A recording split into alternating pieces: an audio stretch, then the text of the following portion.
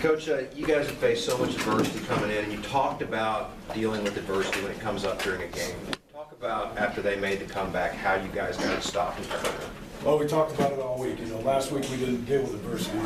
We talked about senior leadership. We talked about the team coming together as a team and fighting through adversity. And to be honest with you, I'm glad the game played out the way that it did because we had to fight through adversity again. And you know what? These guys refused to lose in that game. I love the way they competed. It wasn't the cleanest game. We made some mistakes. We didn't play the smartest all the time. But I really felt we were the more physical team, and our guys played with a lot of heart tonight. How big was it taking control over the game, in the fourth quarter after a pretty tough third quarter? Well, again, those guys rose up to the occasion. Sometimes when things avalanche like that, you start to question things, especially after the last two games. But our guys didn't do that. They said, you know what, we're not going to lose this game, and they fought back. And I expected our team to come back after last week swinging, and that's exactly what they did. How about the run game tonight? It was slow and methodical, took up all the time in possession. Yeah, I'll take slow and methodical and take possessions away from those guys anytime because they got an outstanding quarterback. That was the plan all along, to try to steal possessions. Jamil did a great job controlling the clock. I think he had only one clock error throughout the entire game. We milked the clock. And again, that doesn't work unless your run game's efficient. It was extremely efficient. I think 357 yards, yeah, I'd say that's pretty efficient. And it was a group effort. Everybody got their hand in the pile. Aaron Jones, Josh Bell, Nathan Jeffrey, Autry Golden, Lou Fossa, they all played great. And when that happens, your hats go off again to the offensive line. They were grinding out there tonight. They had an injury to Elmendorf in the third quarter, and the next guy picked up the flag with Paulo Melendez, and I'm proud of those guys. The defense did an outstanding job tonight. They were dealt a short field one time, and then they were dealt a real short field, the other issue on the punt. And they fought the whole night, and they got after the quarterback, got some good pressure on him.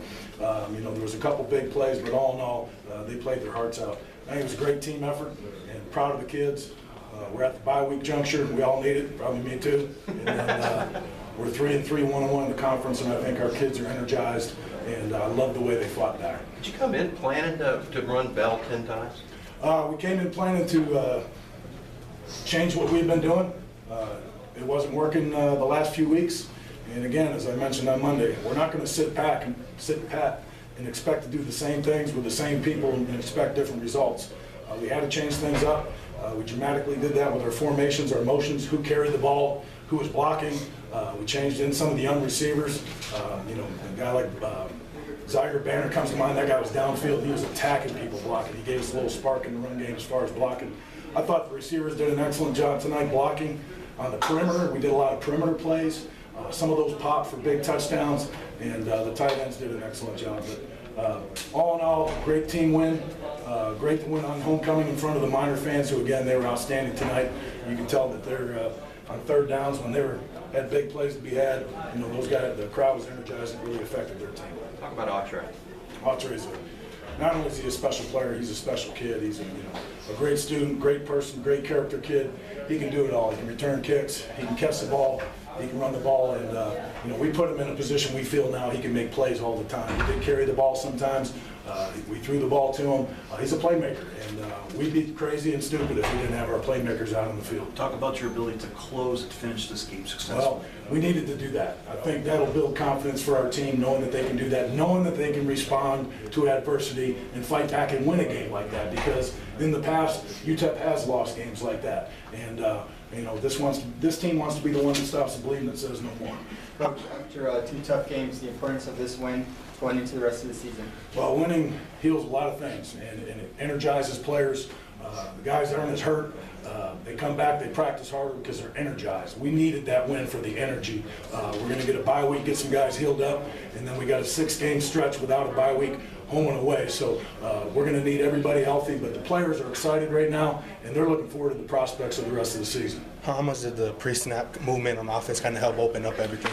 Well, we're pretty stationary offensively, but I think it caused some issues for them. We did a lot of short motions, ghost motions, and a lot of times that gets the eyes off the linebackers, off the running backs and their keys. It holds the defensive end sometimes and creates bigger run lanes. Some of the runs that Josh Bell made tonight were off the ghost motion, and really some of the holes just opened up beautifully. And again, when you're doing it with a guy like Jones or Golden, and not handing the ball to them, they have to honor those guys.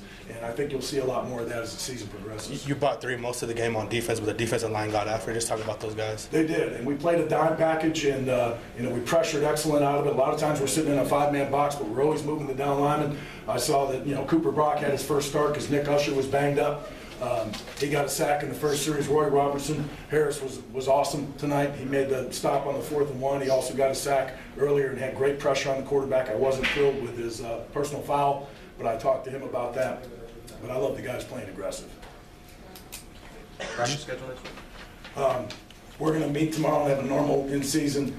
Then we'll decide. But it'll be similar to the last bye week. Tuesday, Wednesday. Tuesday, Wednesday, and the coaches will go on the road recruiting the remainder of the week. And we'll probably focus on the young guys. We'll have a young guys scrimmage on Wednesday and try to get all the guys that are banged up healthy.